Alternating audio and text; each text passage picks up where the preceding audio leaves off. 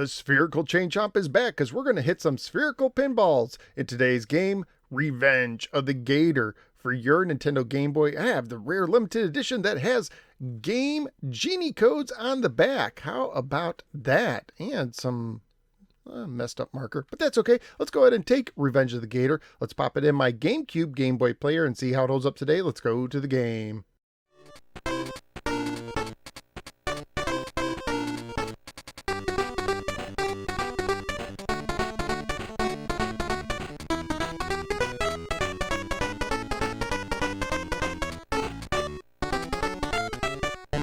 Revenge of the Gator was published by HAL and, according to MobyGames.com, was released here in the States in March of 1990, coming out during the first year of the Game Boy. And it may in fact be the first Game Boy pinball game released here in the States. HAL was no stranger to Nintendo pinball games, previously developing the original pinball for the NES, and then releasing Rollerball for the NES around the same time, and later on developing Kirby's Pinball for the Game Boy. The back of the box says the following: Gators galore, 8 scrolling screens, secret entrances to bonus areas, hungry gators that unexpectedly swallow your ball and move it to a new screen. All in a package you can slip into a pocket and take with you anywhere. You'll need a pinball machine the size of Everglades to hold all this excitement. King of the Bayou or Gator Bait, this pinball game's got all the options. Revenge of the Gator is a pinball game for 1 or 2 players alternating with one standard mode of difficulty. There is also two-player match play games that require a link cable and possibly a second cartridge to play that pits 2 players against one another at the same time. Since I don't have the ability to try these modes, I will not be including them in my review. For the controls, A or B operates right flippers and the D-pad operates left flippers with start to pause. There is no nudging. The main table for Revenge of the Gator is 4 screens high. For reference, I will give each screen a letter name, starting with A for the topmost screen, B and C for the center screens, and D for the bottommost screen. You launch the ball into screen C. Getting 4 hearts in the top center lanes activates the ball savers and makes the target in the middle temporarily worth more points. Going through the Gator lane on the right will trigger the slot machine. If you get 3 stars, you increase the multiplier. 3 fish activates all the ball saves on the table, and 3 eggplants clears all the ball saves. Clearing all 3 targets on the left opens the door to go to screen B. Once you leave the screen, the door will shut again.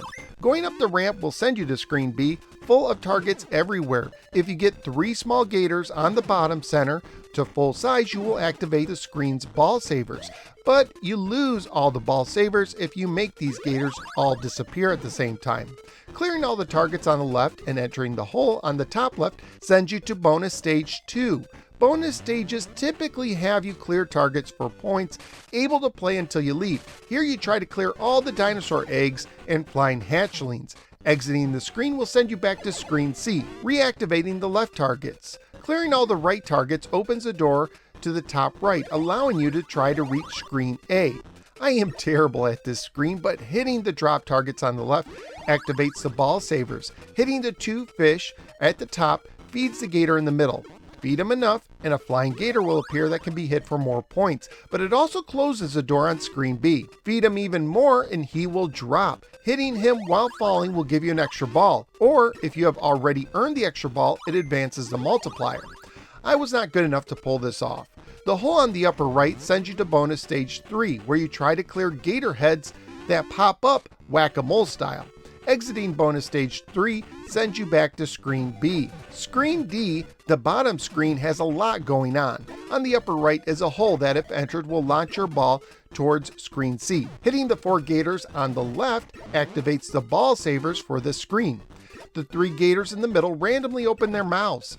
Getting the ball into the rightmost gator's mouth returns the ball to the launcher. Getting it into the leftmost gator's mouth will send it back to screen C, and getting it into the center gator's mouth will send you to bonus stage number 1, where you try to clear bricks to make the gator on top fall and then try to hit him before leaving the screen for extra points. When you leave this stage, you return to screen B.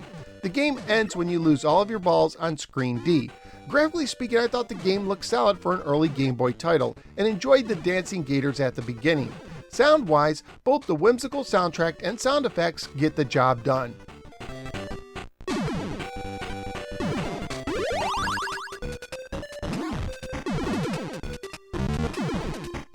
Family-friendly wise, the game received an E for everyone rating when it was released for the 3DS eShop.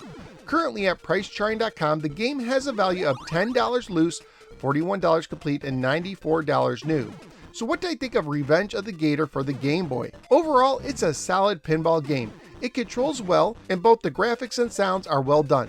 I like the length of the table as well as the bonus stages. The only thing I didn't care for was how hard it was at times to advance. I wish the door on screen C didn't close the moment you left. Many times I only left the screen for a split second, but by then it was already too late and I had to start over.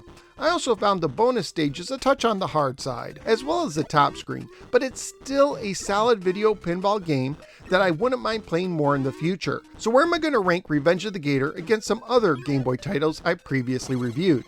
I do like Dr. Mario more at 2, but I will give this an edge over Hyankyo Alien at 3. So out of the 7 games now ranked for the original Game Boy, Revenge of the Gator is chomping its way into the 3 position. If you don't like video pinball games, this one probably won't change your mind, but if you're a fan of the genre, you should definitely give it a try. That's just what I think. What do you think? Let me know in the comments below.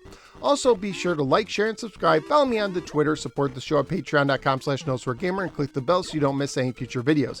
Thank you for giving me a little part of your day, and I look forward to see you next time on the next episode of the No Swear Gamer. Take care, especially if your pinball is surrounded by gators.